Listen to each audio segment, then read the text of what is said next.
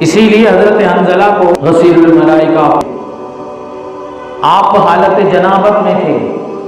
رات جس وقت حضرت حنظلہ رضی اللہ عنہ کو اللہ کے نبی نے ندا دی کہ جہاد کے لیے چلو تیار ہو جاؤ، آپ حالت جنابت میں تھے، آپ نے غسل بھی نہیں فرمایا، کہا اللہ کے نبی نے بلایا ہے، پہلے اللہ کے رسول کی بارگاہ میں آ جاؤں۔ جب پہنچے، جنگ کا میدان تیار تھا، چلے گئے حضور کے ساتھ، اسی حالت جنابت میں جہاد کرتے کرتے شہادت کا جام نوش فرما لیا۔ شہادت کا جام نوش کیا۔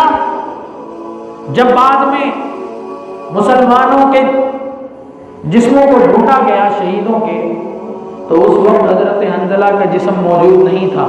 اللہ کے نبی نے فرمایا کہ حنظلہ کے جسم کو فرشتے لے گئے ہیں اور فرشتے حضرت حنظلہ کو غسل دے رہے ہیں۔ اللہ کے نبی نے بلایا تھا، جیسی حالت تھی آ گئے، کیونکہ وہ جانتے تھے کہ اللہ فرماتا ہے جب میرا نبی بلائے تو تمہیں شش و پنج میں نہیں پڑنا کہ میں یہ کام کر رہا ہوں، یہ کام کر کے آ جاؤں گا، وہ کام مکمل ہو جائے پھر چلا جاؤں گا، نہیں، اللہ کے نبی نے بلایا ہے تو تم پر یہ واجب ہے کہ پہلے رسول اللہ کی خدمت میں آؤ، بعد میں سارے کاموں کو نمٹاؤ۔